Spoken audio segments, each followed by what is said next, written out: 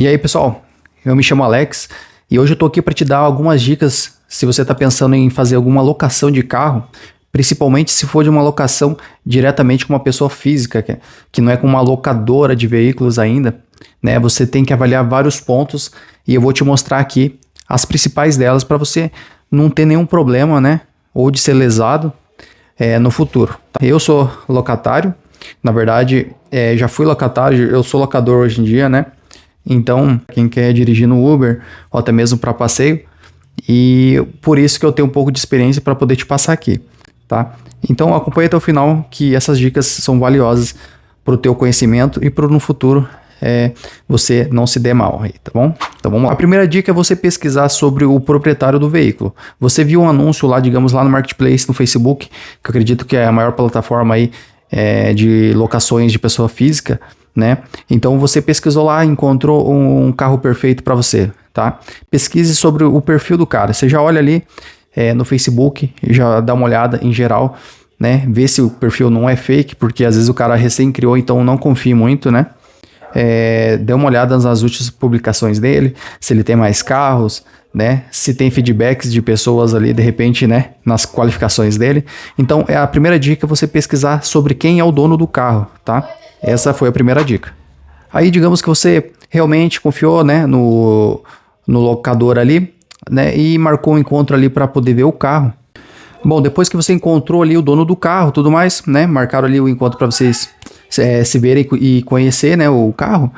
Você tem que conhecer muito bem o carro que você está alocando, certo? Conhecer não no só modo no caso de você saber como dirigir ele, mas no caso como você inspecionar ele, certo? Você vê em que condições que ele se encontra. Antes de você fazer a assinatura do contrato, você tente identificar ali os defeitos dele. O que eu falo?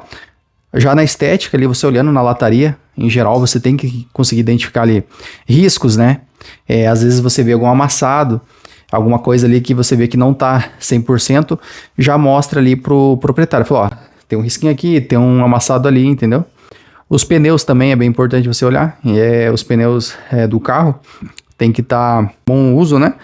Que você consiga utilizar ele de uma forma segura. Caso não esteja, você pergunte para ele se ele vai fazer a troca antes de você pegar o carro. Na parte interna ali do carro, você tem que verificar todas as questões ali de vidro elétrico, ar-condicionado, que é bem importante, questões de cinto de segurança, tá? O cinto ali tem que estar todos com aquela parte que faz a fixação bem certinha, né? Que ela dá aquele clique, né? Para ficar seguro e tal. Então, verifique isso em geral. E claro que a parte do motor ali, na hora que você for fazer o test drive, né? Faça um test drive antes também.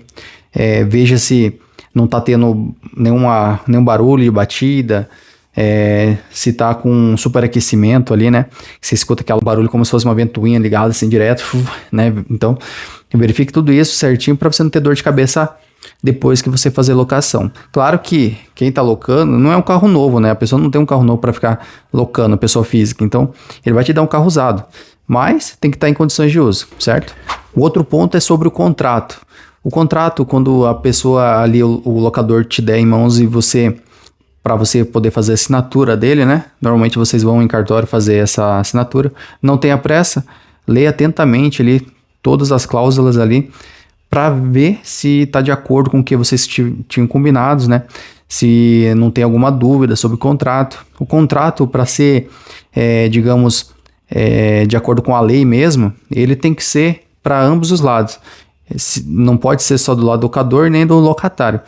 Tem que estar no meio termo, né? Então, tenta identificar isso. Se você vê que está meio abusivo, você comenta com ele. Fala, essa cláusula aqui tá puxando só pro teu lado, né? Então, verifique todas essas questões. Claro que quem tem mais direitos ali no contrato é quem está cedendo o automóvel ali, né? O veículo. Mas, de qualquer forma, tenta avaliar essas questões, ver se não está sendo abusivos, tá bom? Outro ponto também, conversa ali com o locador sobre a questão de pagamentos, como que é feito, né? Se você pagar ele em dinheiro, né, vivo ali, né, se ele preferir, gosto de que você venha pessoalmente aqui para, digamos, fazer uma revisão e já fazer o pagamento toda semana, por exemplo, né? Você exige ali um recibo, né, de pagamento, tá? Caso for Pix, não é necessário, porque o comprovante via Pix já é o seu comprovante, então não é necessário um recibo, aquilo ali é o teu comprovante, tá? Então fique bem atento nessas questões de pagamento. Questão de devolução do carro. É uma das coisas que mais tem desentendimento, apesar de, da maioria das vezes, estar no contrato como que ele deve ser feito a devolução, às vezes as duas partes ali acabam se desentendendo, tá? O que eu digo? Por exemplo, você pegou o carro com tanque cheio e ele tem que ser devolvido com tanque cheio, né? Faça isso. Se você pegou o carro limpo, né? Normalmente você tem que devolver o carro limpo, entendeu? O problema é que eu, no lado aqui do locador, agora falando do lado locador, é difícil o locatário que cumpre com a questão da devolução.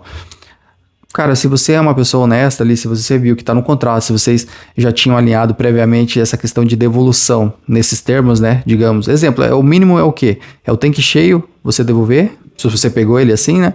E com ele lavadinho ali, limpo também. Mas, por que eu falo? Poxa, a maioria realmente devolve de uma forma desleixada, sabe? É bem complicado. Não é todos, tá? Não é generalizando, mas pela minha experiência aqui, vários já fizeram isso. E até no meu contrato, por exemplo, eu coloco ali que a pessoa, se não entregar dessa forma, se não tiver lavado ou não tiver com o tanque cheio, tem que pagar uma taxinha a mais ali.